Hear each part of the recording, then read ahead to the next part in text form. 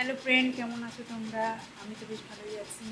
আমি আমার ব্লগটা আজকে এখান থেকে স্টার্ট করলাম। এখন বাজে হচ্ছে 1টা। চান ঠান করে দেখছো মাথা শুধু করে নিয়েছি, ঠিক আছে। আর এখন এই পুজো দেবো।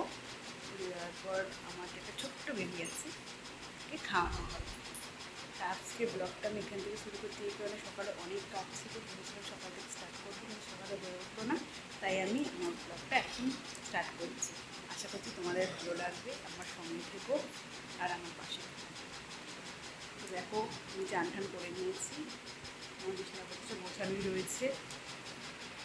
ঠিক আছে, তোমাদের সঙ্গে আমি পরে আবার কথা বলছি। তো দেখো বন্ধুরা, এখন দেখো আমার মেয়ে খেলা করছে, দুষ্টুমি করছে। সবসময় দুষ্টুমিটা চালুই থাকে, ঠিক আছে। কিন্তু পেট ভর্তি মানে ও দুষ্টুমি হয়ে দেখছে যে আমি কী করছি, এবার আমার কাছে আসবে।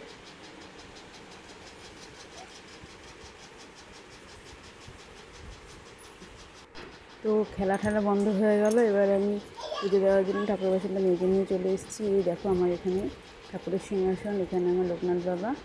তো আমি পুজোটা তোমাদের সঙ্গে একদিন শেয়ার করবো। তো এখন এইগুলো দেখো যে ও কী করছে, এই এসছে, আমি কীভাবে পুজো করবো সেই জন্য। চলো তাহলে পুজো করে নিই। দেখো বন্ধুরা, এখন হচ্ছে বিকেল 5টা বাজে, ঘুম থেকে উঠেছে। উঠে এই যে আমার দিকে তাকিয়ে রয়েছে যে আমি একটু ভিডিও করছি, তাই ও দেখছে। এবার আমাকে ভিতরে ধরে খাইয়ে দিলাম। খাওয়ানোর বিছানাপত্র আমার গুছানো হয়ে গেছে। তা দুপুরবেলা তো ঘুমিয়ে পড়েছিলাম, খাইয়ে দেয় ঘুম পাড়ানোর পর। এসে এবার আমাকে ধরবে, ধরে এবার একটু দাঁড়িয়ে একটুখানি পেঁয়াজের মতো করবে, যে ঘুম থেকে 6:30 মতো বাজে। আবার বসে বসে আবার রেডি হতে হবে।